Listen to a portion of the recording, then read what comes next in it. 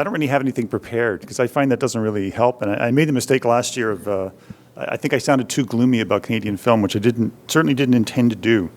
So I'd rather talk to you guys and see what you feel. Like, I was interviewing a lot of you, or some of you anyway, yesterday. Some of you I may have talked to when I was at the press conference for the Canadian films, and I was struck by how many of you didn't. In other years, I've talked to Canadian filmmakers, and they feel like they're all part of some kind of tradition or some kind of Canadian wave.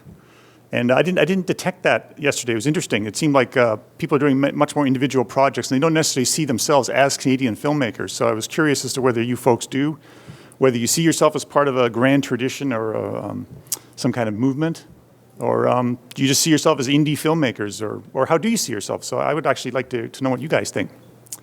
I think you want me to talk about how to deal with the press, is that it?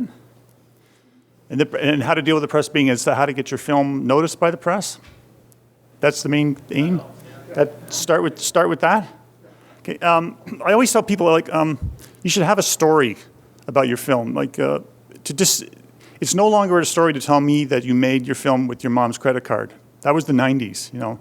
It's not about how you make your film, it's what are you trying to tell? Like, what, and a lot of you have really great ideas. There's been some very interesting films over the last couple of years where it's like a total departure from narrative structure, like the normal narrative, 3-act structure that we're used to. This, like Daniel Coburn last year with You Are Here. I was talking to him last year, or actually recently, because his movie's opening here very soon. I see a lot of creativity happening, like more than I've ever seen before, and I'm always curious as to where that comes from. So that's a really good story. Like, what made you want to do this movie? The financing part of it, not so much interesting because everybody has a tough time financing films. The getting noticed part of it, not so interesting, that thing. But it's what made you want to do it. Why should people want to go to that film? The other thing I tell people is don't be afraid. You hear people talking about, I don't like to talk in sound bites. I mean, that becomes like I think it's unfortunate that whole concept has become like this terrible cliche. You should be able to tell people what your film's about, because everybody says, what is your film about? And you shouldn't take that as like some kind of affront to your artistic sensibility. Even if you're doing something really creative or avant-garde, you need to be able to tell people why they should see your film, like why your passion is something that they should want to take in. So try to have some interesting stuff to say about your film. And if you want to call it a soundbite, that's fine. But it's always, it's disappointing for me when I talk to a filmmaker and it's like, tell me about your film, and they don't really have anything to say, you know? Because if they don't have anything to say, then what am I going to say, you know? Another thing is, don't spend a lot of money on a press kit. You know, I have this very sad collection of extremely expensive things that people go to Grand & Toy and they'll spend $2 on one single folder. And I either throw it out or I give it away to somebody. I feel terrible at throwing them out, but it doesn't add to your presentation at all. It's what you have inside it that really matters. I mean, you don't want it to be like a paper bag, but don't get fixated on getting out the fanciest press kit you can possibly get. In fact, the simplest one is usually the better. In this day and age, like one JPEG rather than 10. If you send me 10 JPEGs, it's going to jam up my email, and then I'm going to get resentful that you jammed up my email. You know what I mean? Pick the best image that sells your film, like maybe one or two. Try not to send me an attachment that I have to open, because I get so much email. And when I say me, I mean other journalists as well. It's not just me. But I'd rather have an email where you just tell me what the stuff's about, and then maybe you attach a JPEG. Don't send me an email telling me that you've attached stuff to me that I then have to open up, and all it usually is like a fancy letterhead or something wildly creative that takes up like 5 gigs in my email. It's because we're in this information age now where the stuff is just, it's like soup. It's just swirling all around, and what you want to do is break through all that. You want to be distinctive. You want to get my attention, you know, and other people's attention, so that I can help you tell your story as well. Because I'm a big fan of Canadian film. I love Canadian film. I've been covering this beat for a long time now, and I'm really impressed every year with the new talent that comes along, the great storytelling, the great ideas, the great comedy. I mean, everybody talks about our comedy, and we do have really good comedy. So I want to know about this stuff, you know. Anybody have any questions? I mean, do you want to? To get in touch with yourself and other media outlets, do you need publicists to send that email to you, or do you open emails from producers, or how do you accept? That's a really good question. a publicist is a good idea, I have to say. The over the transom stuff, as I call it, like when a director will actually come to the newsroom and say, watch this film, you go, okay, it's like, it's not that I don't want to do this, it's just I'm inundated with stuff. So a publicist who I deal with on a regular basis and understands what I'm trying to do, and that can really help. That can help in the communication process. I had one. The other thing is, as an addendum to that, is don't oversell your work. There was one guy I had to admire his moxie. He sent out an email. This is back in the spring, and it was about a film he was. I hope I'm not mentioning this guy here, but it was a film in town, and it was a horror movie, and he was telling me about all the press he already had for it, right? Like, it's like, Globe and Mail is going to be there, and, National Post is going to be there, and all these guys are going to be there, and you have to be there. And I thought, well, why? I mean, if everybody else has already done it, then the excitement factor for me is not going to be there. And also, it was obviously not like the new Hitchcock we're talking about here. We're talking about a guy who had made like a zombie movie, and I'm glad he thought it was great, but he oversold it a little bit too much. So, be positive about your work, but don't show up at my desk with a screener and then call me the next morning and say, did you watch it? So yeah, publicists do help.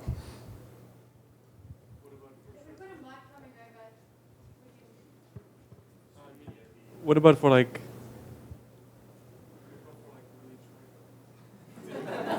Like short films. We can't afford publicists. Right. No, you're right. And you're right. And actually, you know what?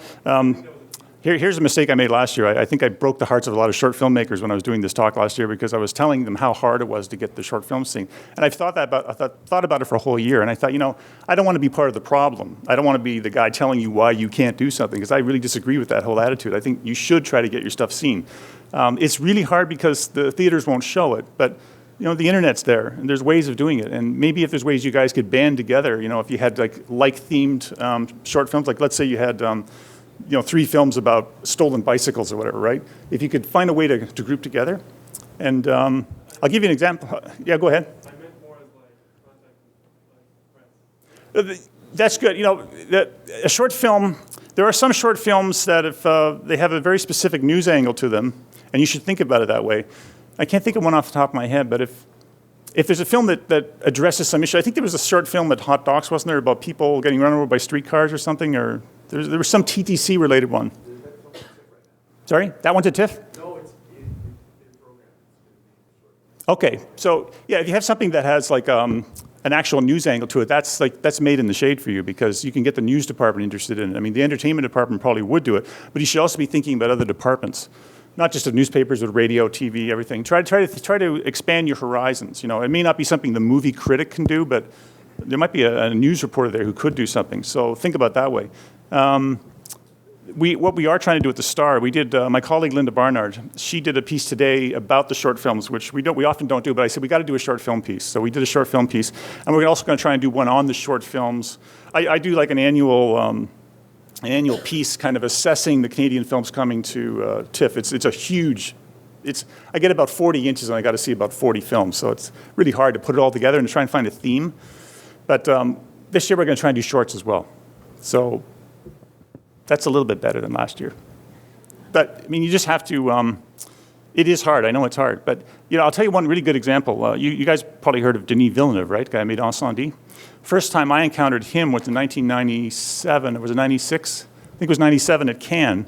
A very smart producer in Quebec got 6 really good short filmmakers, one of them Denis Villeneuve, and got them to make this sort of omnibus film that he called Cosmos. And it was all very loosely themed about this taxi driver. Have you guys heard of this film? Seen it?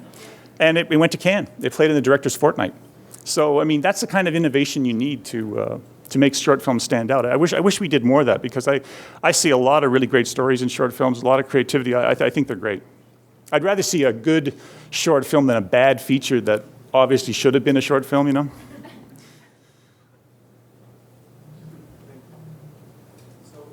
we'll just grab the mic around to you for the content capture. Just if you can speak right into it like this, it'll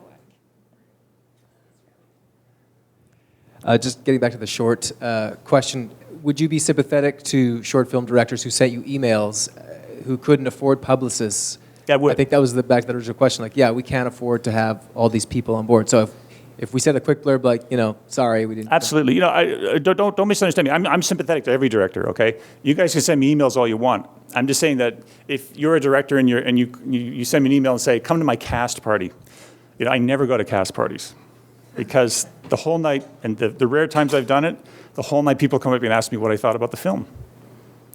It's not really fair to me and it's not fair to you guys. I mean, I might have loved the film, but maybe I didn't love the film, and I don't want to give spot reviews, because I don't think that's very productive to be just off the top of my head, because I try not to write that way either. When I'm leaving a theater, I avoid talking to people because I really don't want to deliver judgments right on the spot. So that's what I'm saying. I mean, it's like, I'm happy to talk to people all the time. You can send me this stuff all you want, but I'm not going to respond too well to say, come to the Royal and see my short film that's screening on Sunday afternoon at 4 o'clock. I just can't. So, but I mean, give me your best pitch. Just don't add an attachment. I thought I'd add as well that the festival does have publicists attached to all the films in-house. So do keep in mind, if you don't have a publicist external, that there is a connection through the festival as well. How many of you folks are short filmmakers? So about half, yeah? Most of you first-time filmmakers, yeah? Yeah, most, yeah. So the rest of you have all made several films. How many of you have had films at TIFF before? Yeah. Would you say good experience at TIFF? Like, yeah? Did you learn anything? Sorry, I'll just get this mic over to you. A ton. Coming back, I mean, shorts and features. Mm-hmm. We're going to be here with our second feature, and I think for me, a lot more sort of focus on. I think the first couple of times was just a whirlwind. Yeah. And just like these guys were saying, you get home and are like, wow, is there anything that I can follow up on? Or it just happens so fast that it's hard to latch onto things. And now What's your feature? It's called Doppelganger Paul. Oh, yeah. Or Yeah. a film about how much I hate myself. Yep. So yeah, I think this time we're gonna sort of come up with a better strategy. I think coming here and have a few things that that we really are focusing on, like internet. Like we don't have any distribution on board yet, so we're coming here as like totally like free agents. Mm-hmm. So there's that business side of things, and try to see some movies and stuff at the same time. Yeah. Well, if there's any consolation, there's a lot of big stars coming here with movies that don't have distribution either. Yeah. Or movies that will eventually go to DVD, straight to DVD. Yeah. I mean, I'm always curious about films that do open, films that don't. I mean, I see some great films go straight to DVD, and I see a lot of crap that goes straight to theater. So it's an amazing process to watch. Not always a happy process to watch. Yeah. What do you guys think about your short films? I mean, like, what frustrations do you have, or what do you hope to achieve with your films, shorts and features? Like, what do you guys want to do? Why do you want to make more of them? Why do you want to make films? This is that storytelling process I was telling you about. Yeah, to tell a story. Well, for my personal mandate, I guess, is to showcase poetry. I like to kind of visualize poetry. So the film that I just made, that's showing here, is based on a Canadian poem. So you have a short? Yes. What's it called? It's called Little Theater's Homage to the Mineral of Cabbage. And you had one before at TIFF, eh? No. No? No, it's my first film. All right. Anybody else? Tell me about your films. Hi. I come more from the documentary world. I've got a short in the festival. So yeah, I'm really interested in continuing to pursue that. Both can inform each other. So you've been making documentaries, now you're making a short? Yeah, I've made 2 feature documentaries. That's interesting. You're sort of going in a different direction. Well, I'm still doing documentaries, but Yeah. I've been writing a feature script for years while I was making the documentaries, and I made this short as kind of a practice run to make the feature, but it kind of... What have your docs been about? My first documentary is called Army of One. It takes place in the U.S. Army. It's about 3 young people who joined the Army before or just after 9/11, but it's really a frame to look at directionless American youth who think the Army is an easy answer, and then they find themselves in this claustrophobic situation, and they're facing going to war. So it's I guess a big part of my interest is looking at young people and how they are existing in society today. And I was looking at, is the military serving young people, and it didn't really seem so. My second film is called When We Were Boys, and it takes place at a private school here in Toronto. Again, I was kind of going into a conservative institution to kind of more find the humanity within it and see how kind of class identity gets put on young people. And for these boys in particular, when they're also supposed to be men, and sort of like where's their emotional world is still existing beneath it. So that was a lot about. And what's the one you're working on now? The feature, the drama. You said a feature you're working on. Another feature. This will be your third feature, right? You mean my other documentary? Yeah. It is an omnibus film, so it's loosely based on. I'm sure you know of Alan King. Yep. And before he passed away, he had his last film that he wanted to make called Endings, and he was never able to make it. After he passed away, his widow and producer approached me to ask if I would want to help to try and make this film, because my films are very much inspired by Alan King's work. He's a big mentor of mine. We realized soon we could never make his film. In fact, it was hard to even understand what he was trying to make in his film, but he was obsessed with like the most urgent issues of the day, and he felt like he hadn't addressed them in his time. So it was a lot about a man at the end of his life trying to make his final statement. So it's an omnibus with 5 different directors, and we're all writing like a film letter to Alan. And That's a great idea. Oh, thank you. I'm looking forward to seeing that. My piece is more like a drama, but anyhow, I'll pass this on. I think. Yep. Yep. And Is we're it a interested. feature? It's a short. It's the Actually, 30 I brought the list here. 30-minute short. Yep. And we're interested in turning it into a feature. And so we're wondering how to figure out how to navigate that whole arena while we're here. We have the feature script. We have people that told us are interested in seeing it as a feature. So we're just trying to figure out how to arrange that funding. Yeah, I mean, you ever heard the story about Billy Bob Thornton? I know who he is. You know Sling Blade? Oh, yep. You know the movie Sling Blade? That started off as a short. And also Bottle Rocket started off as a short. Actually, the woman who helped produce Bottle Rocket, she died like last week. It's a very sad story, but there's a lot of really well-known directors started off making shorts that later became features. So, yeah, I wish you luck on that. Do you guys? What do you think about the popular view that you sort of begin with shorts and move up to features? Are any of you dedicated short makers? You don't want to make features, or is that still the path? I didn't want to say anything. I thought you were just show of hands. Who's making? Oh, so it's okay. You can say something anyway. Say something. Do you like making shorts? I do. Yeah. You want to make features, or you just happen to make shorts? I like shorts. Yeah. Well, it goes back to the poetry thing. I'm not looking at epic poems. I'm just looking at featuring I just want to set a mood and not have a huge narrative. So it's more about the feeling of that poem. And I think that can best be done in a short period of time. I don't think people can handle an hour and a half of poetry. Unless they go see Tree of Life. Yeah, I have a short here called Sorry Rabbi, and I've worked on features before. I co-wrote one. Which one? It was Which one? called Peepers. Okay. And I'm working on another. I'm actually pitching one at Pitch This at the festival. And so that's sort of the next film I want to make as a feature. However, I woke up a couple weeks ago and I had this dream, and I was like, started writing the script immediately. It was a short film, and so actually the next movie I really want to make is a short because I need to get that out. So, although I do really want to make features, I still really want to make shorts too.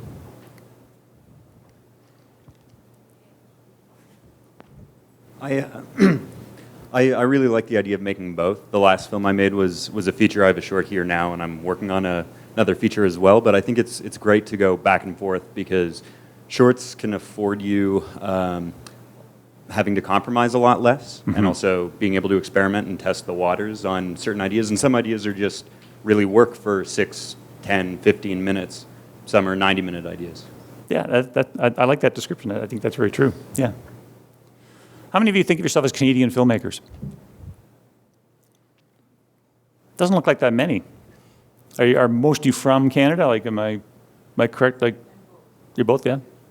But it doesn't seem like you identify yourself as Canadian filmmakers as much. I think we talked about that yesterday, didn't we? Yeah. Yeah, we did. Yeah. We're sort of fresh out of school, and right out of school, I think our mentality was let's make a film and set it in a country that has no name, or let's set a film that's in the States, or let's shoot it in a cool place that looks like it's in America. And we wrote a number of scripts that kind of had that, and it wasn't until this film, Amy George, which is our first feature, that we decided to like set it in our backyard of Riverdale, like right in our neighborhood, and really make a Toronto film. And we thought of that idea when we were writing the script, and then as we were shooting, as we were casting people from the neighborhood and friends and getting crew members, and made this really tiny little neighborhood movie, and then seeing the result of it, I mean, we feel great doing that. We feel like it's so much more of a personal film than, say, the first script that we wrote that took place in a desert.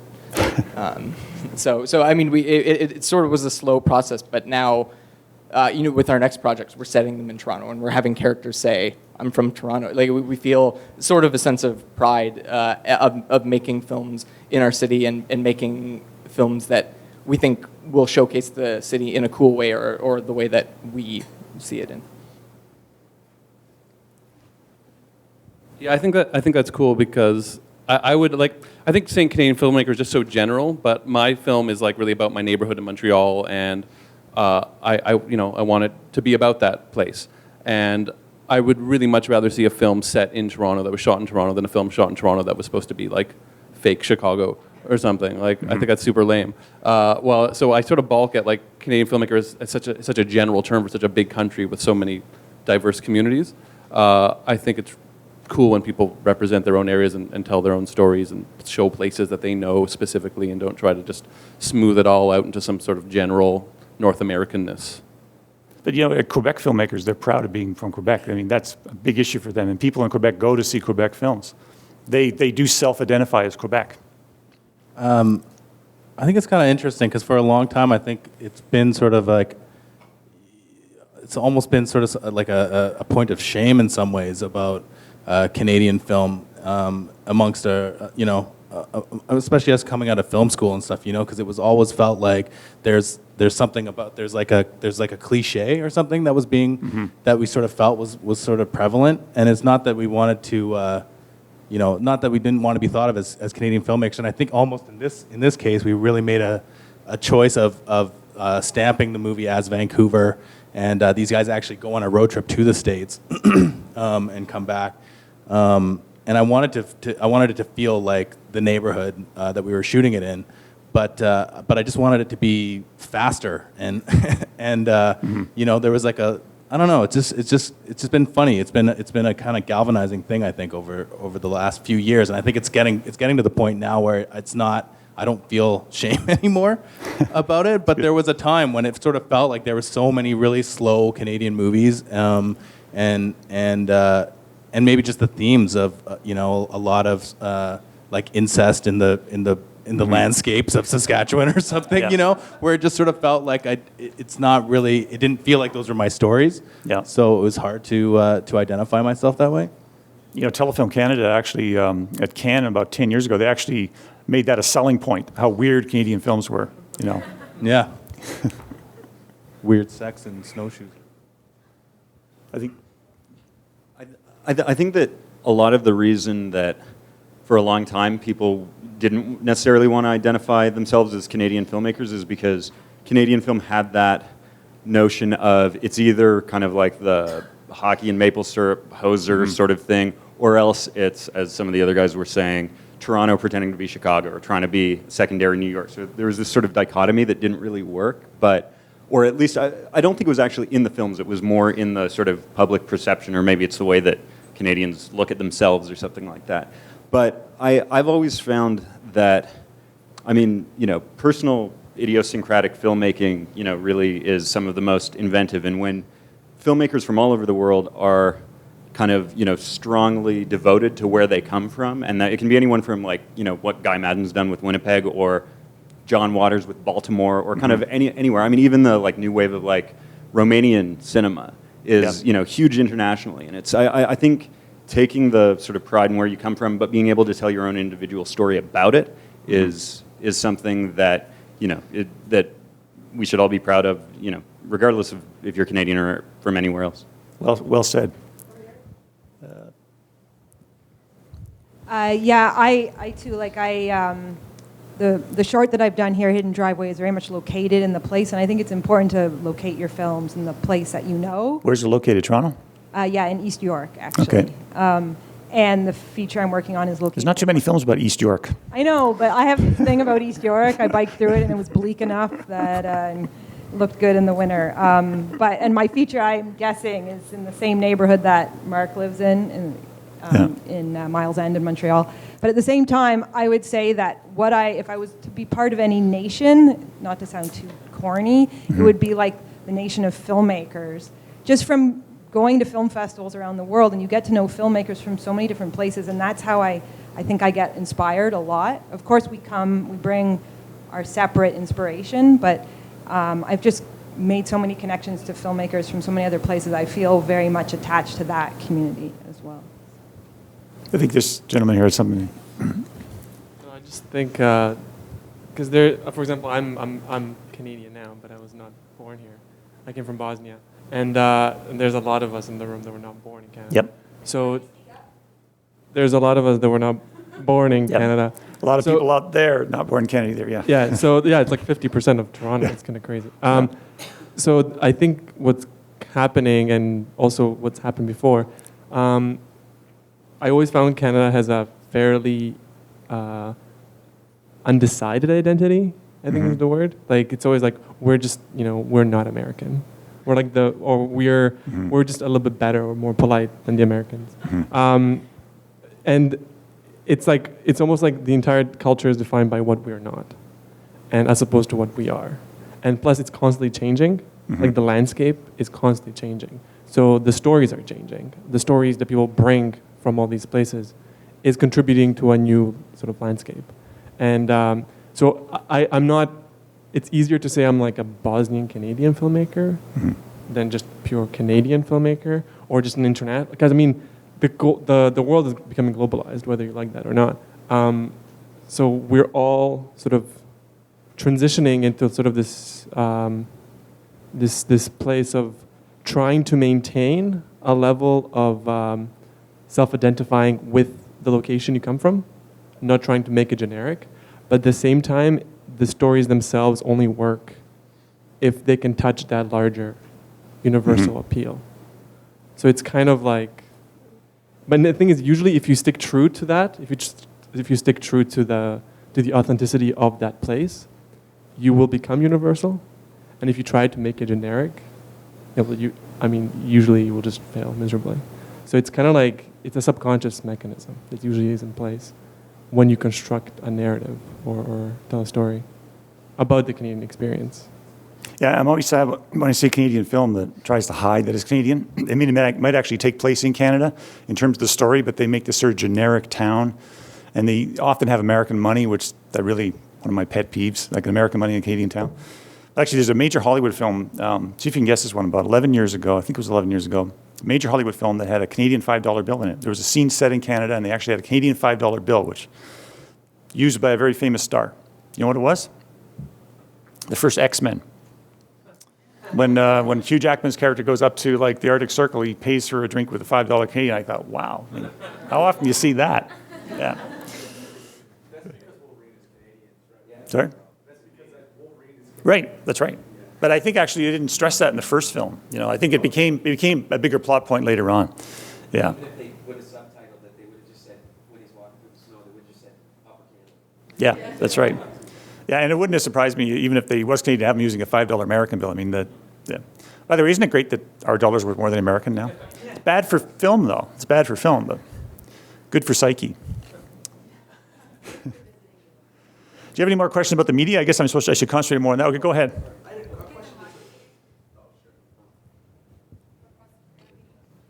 Hello.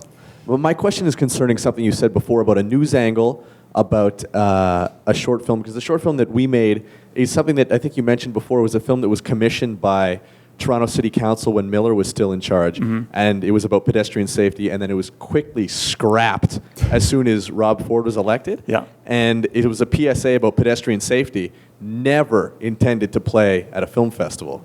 So in a that's what million you guys years. have? Yeah. you Actually, I have can the film? let the director talk about it. Well, Because that's a news story there, man. It was a couple summers ago. I think people will remember when there were like a surge of accidents in the city, pedestrian-related driving accidents, where people kept getting hit by cars. I think there was one every day for 14 days.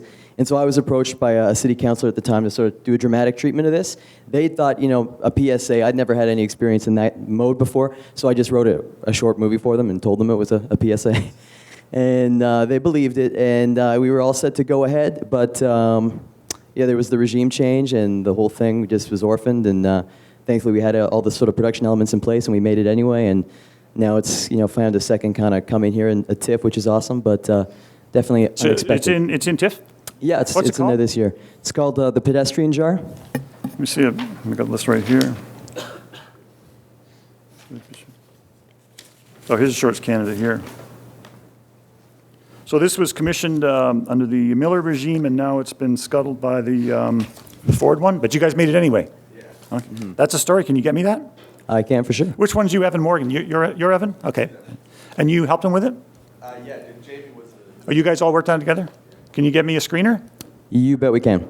What's that? Absolutely. Okay, or Vimeo. Vimeo is good too. Sure. Yeah, actually, Vimeo. You guys all obviously know about it, right? That's great. I mean, we're sort of entering the post-DVD era, right? I mean, screeners are great, but Vimeo actually works pretty well. And if you can get your stuff on Vimeo, I know everybody's concerned about bootlegging and stuff, but you don't want to be so precious about your film, like holding it so close that nobody ever gets to see it. Like, I'm always sad when, particularly with the feature filmmakers, where we do caps in the Star. We try to get as many as we can before TIFF opens. And every year there'll be some really good Canadian film that they don't want to show it to us in advance because they want us to see it on a big screen. And I love seeing stuff on big screens as well, and that's my preferred option as well. But you're really hurting yourself if you wait till TIFF already starts before you show the press your film or let them see it, because it's like a train roaring through the station. And if you happen to be screening your film like on a Sunday night and it's up against the U2 doc or something, right? Guess which one the press is going to choose. So it's in your interest to get the word out any way you can. I know I sound contradictory here. I'm saying don't inundate people, but I mean, try to use use your wisdom, be judicious about it, but get that word out. Let the press see your film, and we can do good stuff with it. Like that one, like the pedestrian one, I do want to see that one for sure. Okay, great, thank you. If you somehow hit Bono the dart while he was in attendance and it had a picture of your film, then you'd get Yeah. right? Yeah. Absolutely. I'm sorry to bat all day, but You remind me of this idea I had. I actually thought it would work, but I thought, if I was an artist, right? If let's say I had some artist friends, I would put my art on my back, and then I would go to the MoMA or something, right? And I'd just put on the thing saying, showing Sunday afternoon at the MoMA. So you just walk around with your art on your back. it's a human billboard. Yeah. I had a comment about the whole Canadian identity thing, because it's interesting hearing it. I'm from Nova Scotia. I'm a Nova Scotia filmmaker. I'm a Canadian filmmaker, but in Nova Scotia, we're pretty proud of that. Like we're Yeah. really. I did a piece on Halifax. I went to Halifax a few years ago and did a piece on you guys. Excellent. Yeah. Thank you. Yeah. But in other parts, like you said about Winnipeg, or you know a Newfoundland film because they have that same Yep. sort of energy, and everyone in the provinces seems to be quite interested in their own community. And as a Canadian filmmaker, I think that I could do a film about Mars, and it's still going to be a Canadian film. Mhm. If in the practical sense, if I do the film, if the funding or the practicality of the film comes from Canada, it's a Canadian film. I think, and identity-wise, I would say that I'm Canadian as well. But on the other thing, say Toronto, Chicago generally come up here anyway and make Toronto, Chicago too. Yeah. So I always kind of wonder about that identity, because from what I do know, from what I experience, there's a fair amount of respect for Canadian filmmakers and Canadian craft, and it might be in a different way, but people are quite interested in that and quite interested in the diversity of what Canadians have to say, whether it's a religious group of Canada or an ethnic group of Canada, or just weird prairie. So I always find there's a lot of interest in that. I had another question though. Does the press pick up on? I mean, when things are when things are hit in a real social media way, and you guerrilla things into social media, and all of a sudden that creates a buzz, or everyone sort of jumps on it, does the media go after that? You know, it's hard to give a definitive answer to that, but I'm not a big fan of Facebook. Yeah. To me, it's a mess, you know, and it's a mixture of people, what their cats are doing, and you know, it just I don't find it a very effective means, and maybe it's my age, you know, but I do like Twitter. I've gotten into Twitter because I think that's very direct, and it strikes me as a very pure form of communication in a strange sense that way. I mean, obviously, you can create a buzz, and it's a very useful thing. I mean, if I hear about a film that's everybody's talking about, I'll check it out. I want to be in on the in crowd too. In fact, I do a feature every year called Chasing the Buzz, in which I get about 30 people who really love film. I try to mix it up between sort of professionals and film fans, and I say, what 3 films are you most interested in seeing at TIFF? You know, and then we sort of try to create our own buzz. Almost always comes up to be Werner Herzog. Interesting, the guy's loved in Toronto, which is great. You know, it's great. But it's funny how every year I'm writing about Werner Herzog. But yeah, I mean, buzz is a mystical thing. Sometimes, like I was telling you about that guy earlier, I think I really admired what the guy was doing, but I just thought he was pushing it a little too hard, you know. You want it to be a bit more organic, you know. Do you guys go see Canadian films? Yeah, do you? Like, do you make a point of doing it? Or do you go because you have to do it, or you're supporting a friend, or like, how many of you saw Incendie?